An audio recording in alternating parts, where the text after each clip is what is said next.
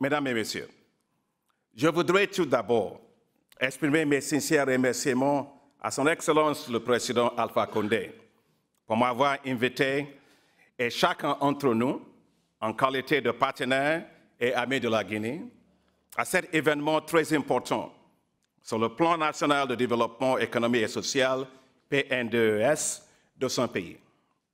Je salue votre grande vision, Monsieur le Président, ainsi que votre action constante pour l'avènement d'un avenir meilleur pour votre pays et pour l'Afrique.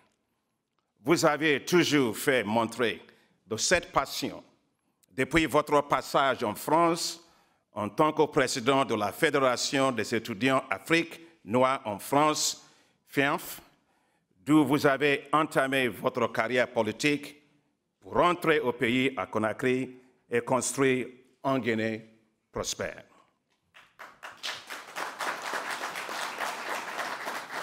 Je félicite tous les membres du gouvernement pour ces plans nationaux de développement économique et social, en particulier la ministre du Plan, pour n'avoir ménagé aucun effort dans l'élaboration du PN2ES. Et Monsieur le Président, je dois dire que Mme Kani Diallo vient de la Banque africaine de développement.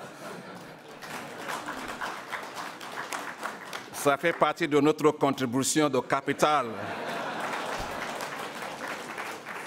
Et nous allons le monitoriser plus tard. Monsieur le Président, j'ai accepté votre invitation pour 3 raisons principales. Premièrement, vous êtes mon grand frère.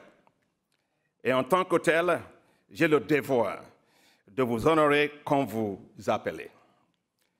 Deuxièmement, pour les progrès remarquables que la Guinée a accomplis sous votre leadership. Troisièmement, pour l'énorme potentiel qui reste encore à exploiter pour la Guinée. Je suis impressionné, Monsieur le Président, par tout ce que le Guinée a réalisé sous votre leadership bien inspiré. Cela n'a pas été de tout repos. Avec l'ambition de lancer son plan quadriennal de développement 2011 et 2015, la Guinée était prête à accélérer son développement lors de son lancement à Abu Dhabi en 2013, en démarche que la Banque africaine de développement a fortement soutenue. Puis, c'est la crise d'Ebola qui souvent. Tout s'est arrêté. La croissance économique s'est affaissée. La baisse des coûts de produits de base a exacerbé les difficultés. L'horizon était sombre partout. Mais le peuple de Guinée a su relever le défi. Il a surmonté les obstacles et fait preuve d'une force, d'un courage, d'une résilience inimaginable. La communauté internationale est venue accompagner la Guinée et ses voisins, le Libéria et la Sierra Leone. La Guinée s'est relevée de cette crise d'Ebola. Aujourd'hui, selon les prévisions, le taux de croissance réel du PIB de la Guinée devrait grimper à 6,7% contre 6,6% l'année dernière. Les difficultés ne sont que les socles sur lesquels la réussite se forge. La Guinée est de retour, plus forte, en meilleur état et prête à aller encore plus loin. Monsieur le Président, c'est une question de leadership, votre leadership, le leadership de votre gouvernement, le leadership et la résilience du peuple de Guinée. Pour ceux qui en douteraient, qu'ils sachent que ce n'était pas un miracle. C'est le fruit d'une gestion macroéconomique et budgétaire saine, des réformes cohérentes et d'un engagement progressif à ouvrir l'économie au secteur privé. Comme l'a dit Thomas Edison, l'occasion est manquée par la plupart des gens parce qu'elle est habillée dans les combinaisons et ressemble au travail. La Guinée a travaillé dur et continue de le faire pour profiter de ses ressources et créer de nouvelles opportunités économiques. Les résultats sont impressionnants. Le taux d'inflation a baissé, passant de 21% en 2011 à 8,2% en 2016. Le déficit budgétaire a diminué, passant de 5,4% de PIB en 2015 à 0,7% en 2016. La Guinée a gagné 25 places dans le classement de rang rapport Doing Business de la Banque mondiale grâce à une série de réformes de code d'investissement. Elle a gagné 21 places dans le classement d'un index de la compétitivité mondiale entre 2015 et 2017. Ayant vu les gros efforts déployés en matière de réforme, les investisseurs sont attirés par la Guinée. L'investissement direct en étranger est sextuplé, passant de 3% à 18,8% de PIB entre 2015 et 2016. Toutefois, la Guinée est confrontée à plusieurs défis. Il reste encore beaucoup à faire pour libérer le plein potentiel de la Guinée. Les taux de pauvreté sont encore très élevés et s'établissent à environ 90% dans les zones rurales. Les taux de chômage sont également trop élevés, 83% de l'ensemble de son sans-emploi étant des jeunes. Les besoins des infrastructures, notamment des routes, le chemin de fer, les équipements énergétiques, d'eau et d'assainissement sont urgents. Conakry doit être une métropole moderne afin de répondre aux immenses besoins en infrastructures liées à l'urbanisation.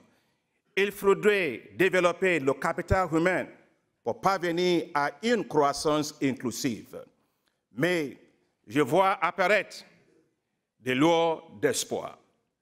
Je pense assurément que Dieu aime la Guinée. Sa géographie a été façonnée avec soin par la main de Dieu.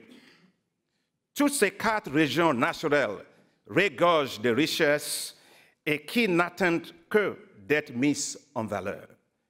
La Guinée est abondamment pourvue des ressources naturelles, des forêts, des ressources hydrologiques, halieutiques et terres et des minéraux. Les 2 tiers du gisement mondial de bauxite se trouvent en Guinée. Son sous-sol renferme d'énormes quantités d'or, de fer et de diamants et d'alumine. Le fleuve Niger, Sénégal et Gambie prennent leurs sources dans le massif de Fouta Djallon, en Guinée. Seulement 10% de son potentiel d'irrigation de 364 000 hectares sont exploités et 75 de ces 6,2 millions d'hectares de terres arables restent en friche. La Guinée peut être le grenier de l'Afrique de l'Ouest. Son immense potentiel hydroélectrique de 6 000 MW est suffisant pour éclairer de nombreux pays en Afrique de l'Ouest. Monsieur le Président de l'UNOMOA, CEDEAO est ici. Bref, le potentiel de la Guinée est colossal. Certes, avoir du potentiel est important, mais cela ne nourrit pas. Notre rôle en tant que partenaire est de nous mobiliser autour de la Guinée pour libérer son potentiel dans différents domaines. Aussi, dois-je me réjouir de ce que le PNDES mette l'accent sur le développement accéléré. Je suis de ceux qui estiment que l'Afrique doit accélérer le rythme de son développement. Nous n'avons pas le choix. Nous sommes déjà à la traîne. Les 4 priorités du plan de gouvernance économique, la transformation structurelle, le développement du capital humain, la gestion durable des ressources naturelles cadrent parfaitement avec le high five de la banque, éclairer l'Afrique, l'alimenter en énergie, nourrir l'Afrique, intégrer l'Afrique, industrialiser l'Afrique et améliorer la qualité de vie des populations africaines. Nous soutenons résolument les efforts que vous déployez pour pour approvisionner vos populations en électricité. Monsieur le Président, la réussite que vous avez enregistrée dans la mise en place du projet de centrale hydroélectrique de 240 MW de Caleta a permis de déclarer Conakry, ce qui vous a valu la victoire aux élections. La Banque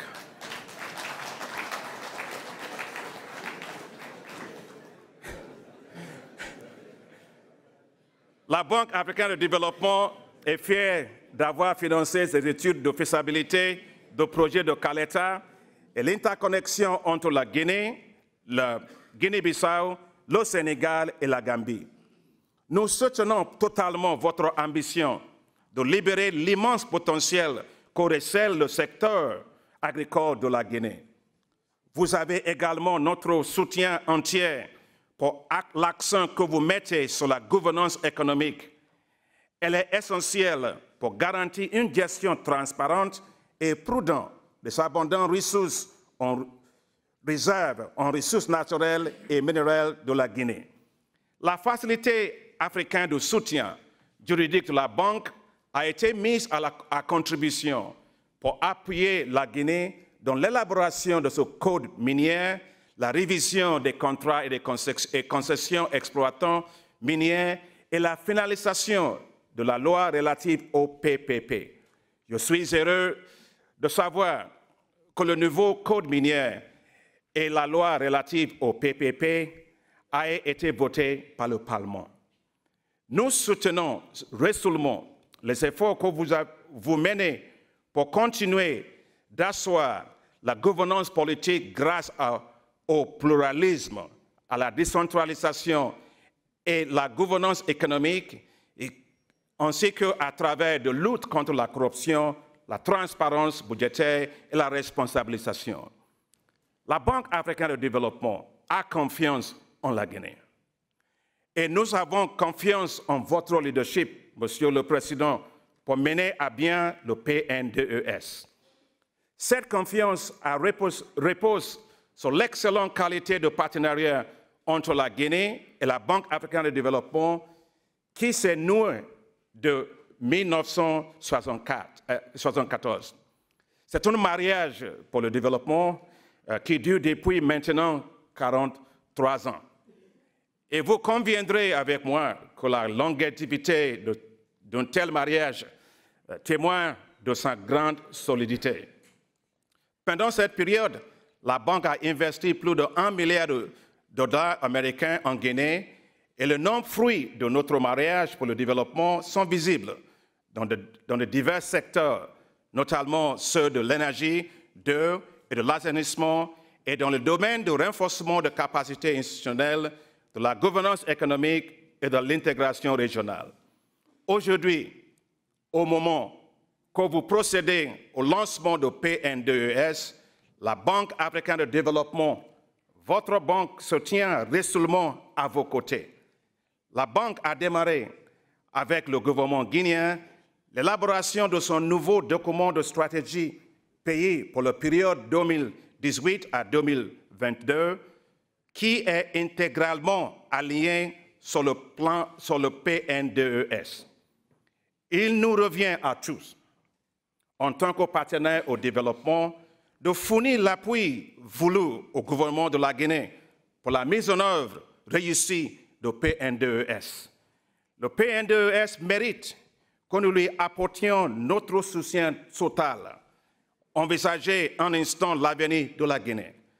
Avec le PNDES, son économie devrait enregistrer une croissance supplémentaire de 3 à 5% pour atteindre à 9,3% en 2019 et 10,2% en 2020. Si nous conférons à cette croissance un caractère inclusif, ce sera un pas en avant vers un avenir plus radieux pour la Guinée. Mon ami, le président Emmanuel Macron, a gagné les élections en France en introduisant un changement de paradigme avec En Marche. Tous ensemble, contribuons donc à mettre la Guinée également en marche avec le PNDES.